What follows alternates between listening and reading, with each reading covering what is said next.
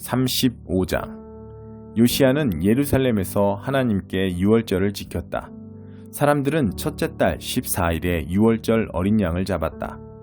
그는 제사장들에게 상세한 지침을 주었고 그들을 격려하여 하나님의 성전에서 예배를 인도하게 했다.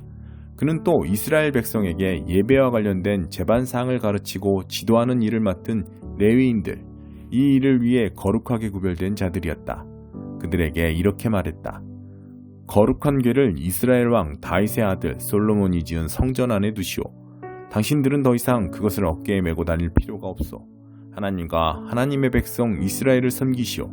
당신 자신들을 가문별로 조직하고 이스라엘 왕 다윗과 그 아들 솔로몬이 남긴 지침에 따라 각자 책임을 다하시오. 성소에 나가서 각자 자리를 잡되 당신들의 동족인 일반 백성의 각 가문을 레위인 한 조가 맡아야 합니다. 당신들이 할 일은 유월절 어린 양을 잡는 것입니다. 당신들 자신을 정결하게 하고 어린 양을 준비하여 모든 사람이 하나님께서 모세를 통해 명령하신 대로 유월절을 지킬 수 있게 해야 하오. 요시야 왕이 자기 소유의 양과 어린 양과 염소 3만 마리, 황소 3천 마리를 내놓음으로써 유월절을 지키는 데 필요한 모든 것이 마련되었다. 그의 관리들도 제사장과 레위인을 비롯한 백성을 위해 나섰는데 하나님의 성전 지도자들인 힐기야, 스가랴, 여이엘은 어린 양 2,600마리, 황소 300마리를 유월절 제물로 제사장들에게 내놓았다. 고나냐와 그의 동생 스마야와 느다넬은 레위인 지도자인 하사랴, 여이엘, 요사밧과 함께 어린 양 5,000마리와 황소 500마리를 유월절 제물로 레위인들에게 내놓았다. 예배 준비가 모두 끝났다. 제사장들은 각자 자기 위치에 서고 레위인들도 왕의 지시대로 각자 맡은 자리로 갔다. 그들은 유월절 어린 양을 잡았다. 제사장들이 어린 양의 피를 뿌리는 동안 레위인들은 가죽을 벗겼다. 이어서 그들은 번제물을 따로 챙겨 백성에게 가문별로 나누어 주어 각 가문이 모세의 책에 나온 지침에 따라 하나님께 바칠 수 있게 했다. 서도 같은 방법으로 했다. 그들은 지침대로 유월절 어린 양을 굽고 거룩하게 구별된 제물들을 솥과 가마와 냄비에 삶아서 신속히 백성에게 대접했다. 백성이 거룩한 식사를 마친 다음 레위인들은 자기들도 먹고 아론의 자손 제사장들에게도 대접했다. 제사장들은 밤늦게까지 제단에서 제사를 드리느라 몹시 분주했다. 아삽 찬양대들은 다윗, 아삽, 헤만원, 왕의 성견자 여두둔의 지침에 따라 각자의 자리에 섰다. 각 문을 지키는 문지기들이 맡은 자리를 떠날 수 없었으므로 레위인들은 그들에게도 음식을 대접했다. 그날 하나님을 예배하는 모든 일이 아무 문제 없이 진행되었다.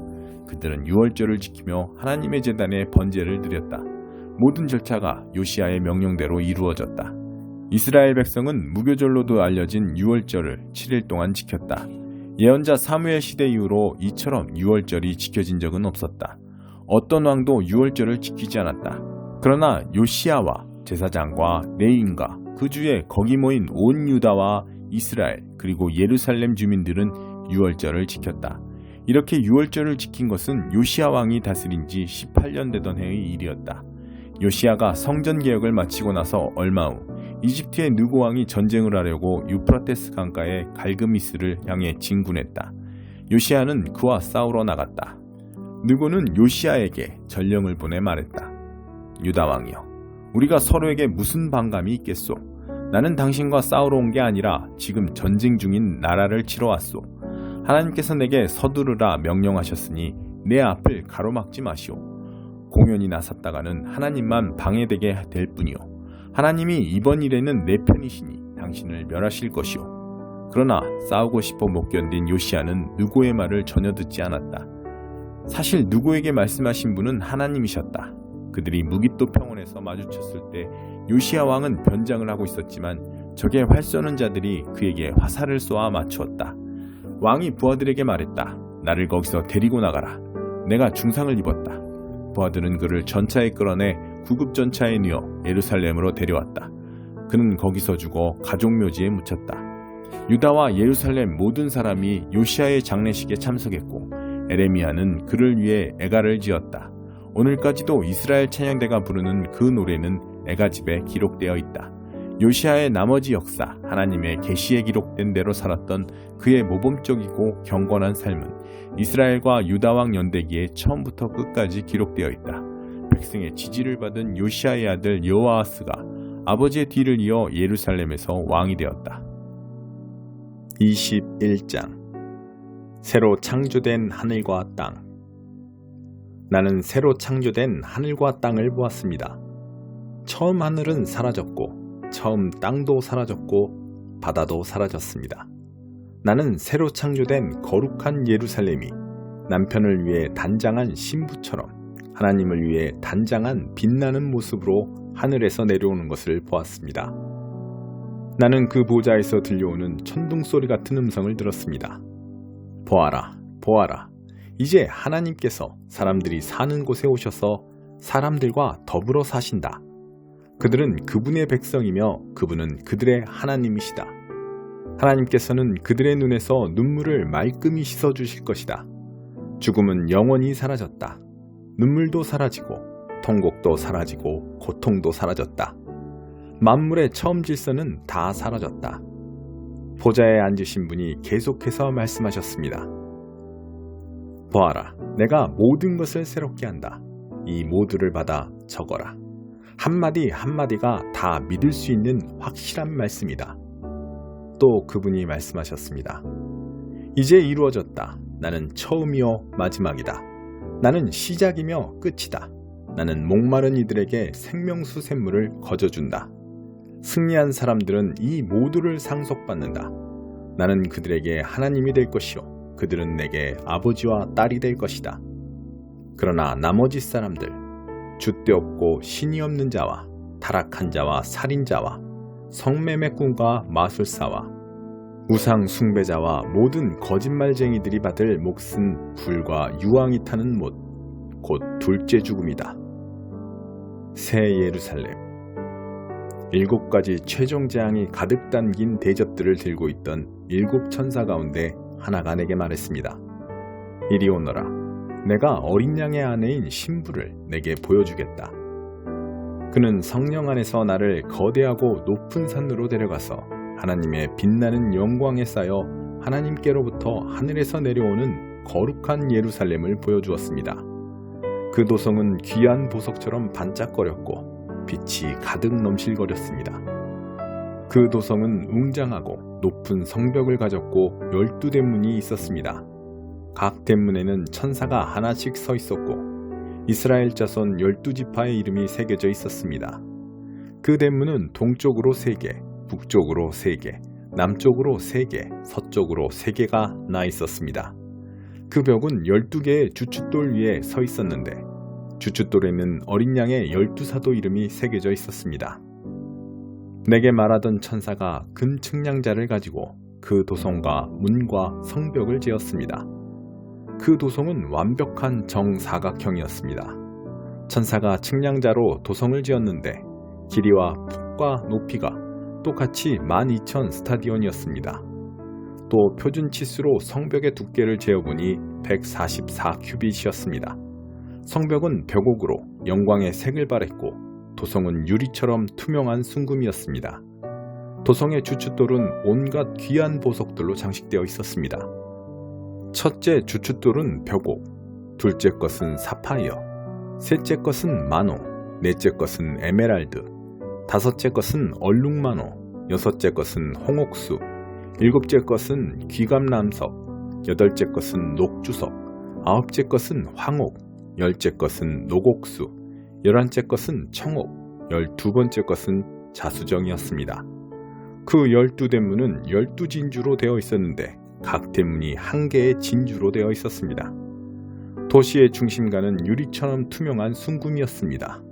그러나 성전은 도무지 찾아볼 수 없었는데 주권자이신 주 하나님과 어린 양이 바로 성전이시기 때문입니다.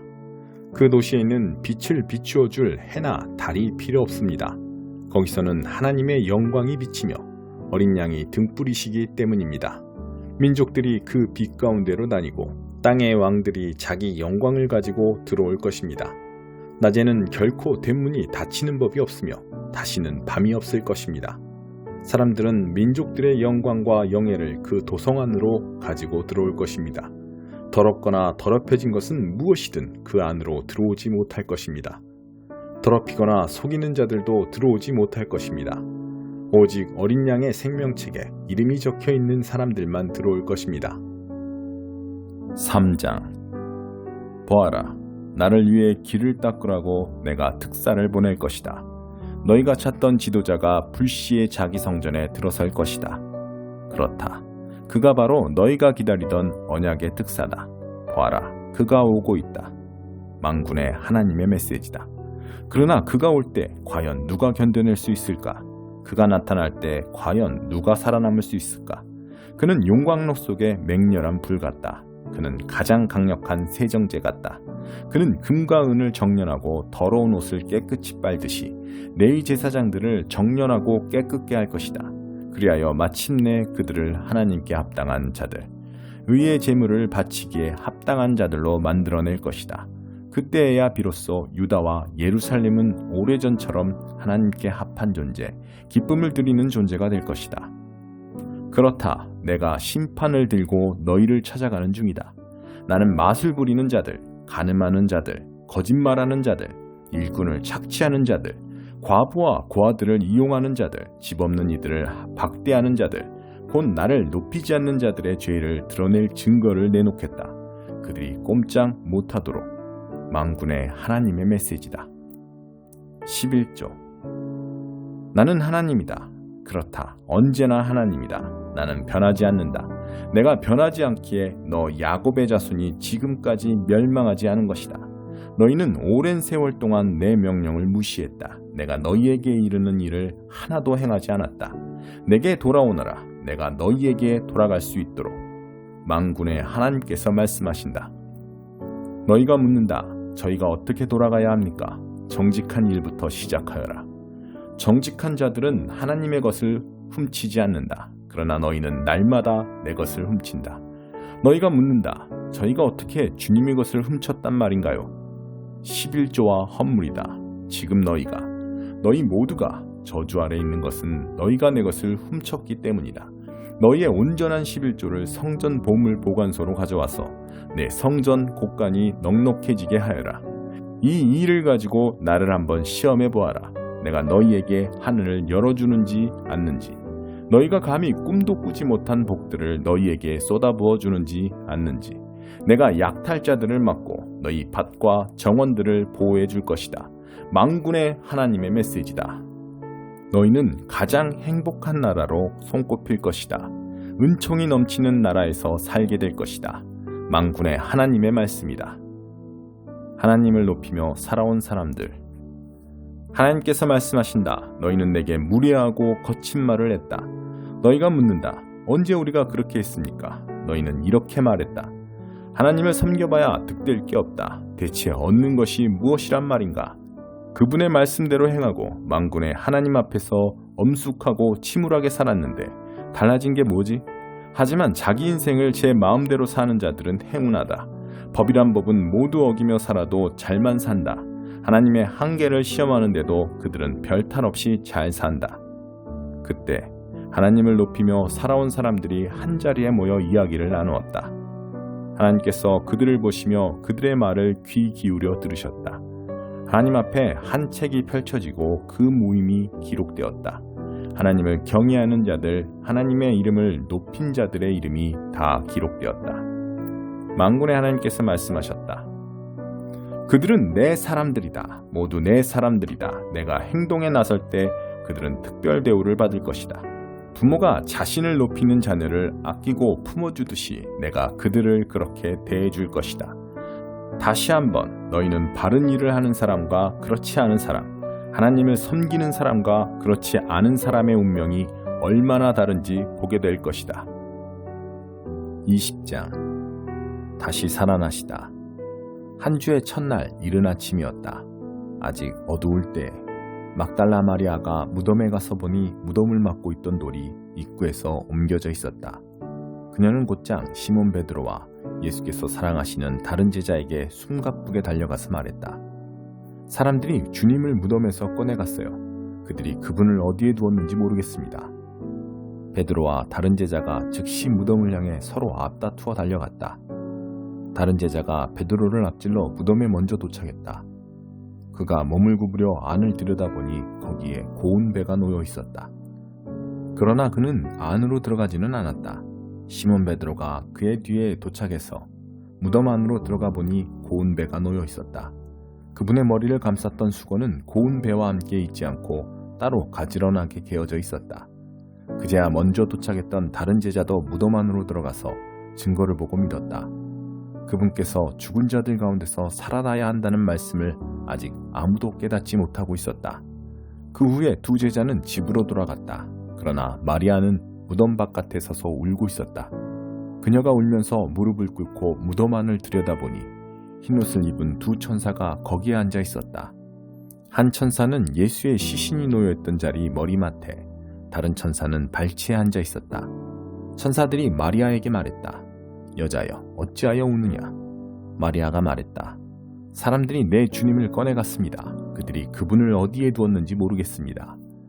마리아가 이렇게 말하고 나서 뒤로 돌아서니 예수께서 거기에 서 계셨다. 그러나 마리아는 그분을 알아보지 못했다.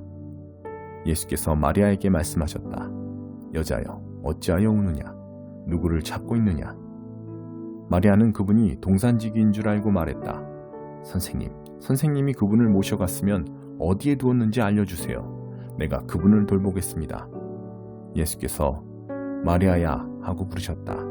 마리아가 예수께 돌아서며 히브리 말로 라보니라고 불렀다. 이는 선생님이라는 뜻이다.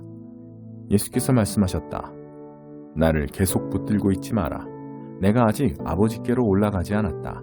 너는 내 형제들에게 가서 내가 내 아버지이며 너희 아버지이신 분, 곧 내 하나님이시며 너희 하나님이신 분께로 올라간다고 전하여라. 막달라 마리아가 제자들에게 가서 소식을 전했다. 내가 주님을 배웠어요. 마리아는 예수께서 자기에게 말씀하신 모든 것을 그들에게 알렸다. 믿는 자가 되어라. 그날 해질녘에 제자들이 모였으나 그들은 유대인들이 무서워 집에 있는 문이란 문은 다 닫아 걸고 있었다. 예수께서 들어오셔서 그들 가운데 서서 말씀하셨다. 너희에게 평안이 있기를. 그러고 나서 자기의 두 손과 옆구리를 제자들에게 보여주셨다. 제자들은 자기 눈으로 주님을 뵙고는 기쁨을 가누지 못했다. 예수께서 다시 한번 인사하셨다.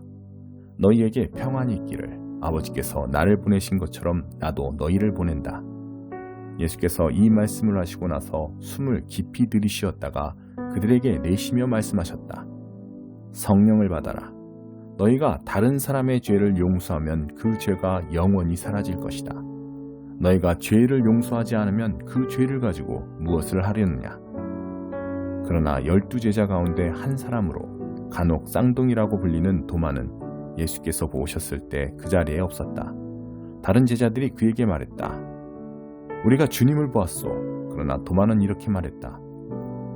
내가 그분 손에 난 못자국을 보고 그 못자국에 내 손가락을 넣어보고 그분의 옆구리에 내 손을 넣어보지 않고는 그 말을 믿지 않겠소. 여드레 후에 제자들이 다시 방에 모여 있었다. 이번에는 도마도 함께 있었다. 예수께서 잠긴 문들을 지나 들어오셔서 그들 가운데 서서 말씀하셨다. 너희에게 평안이 있기를. 그런 다음 예수께서 도마에게 주목하며 말씀하셨다. 내 손가락을 내 손에 대어보아라. 내 손을 내 옆구리에 넣어보아라. 의심하는 자가 되지 말고 믿는 자가 되어라. 도마가 말했다. 나의 주님, 나의 하나님. 예수께서 말씀하셨다. 너는 내 두 눈으로 보고 나서야 믿는구나. 보지 않고도 믿는 사람들에게는 더 큰 복이 기다리고 있다. 예수께서는 이 책에 기록된 것보다 훨씬 많은 표적을 베푸셔서 하나님을 계시해 주셨다. 이것을 기록한 이유는 예수께서 메시아이시며 하나님의 아들이심을 여러분으로 믿게 하고 그 믿음을 통해 예수께서 친히 계시해 주신 참되고 영원한 생명을 얻게 하려는 것이다.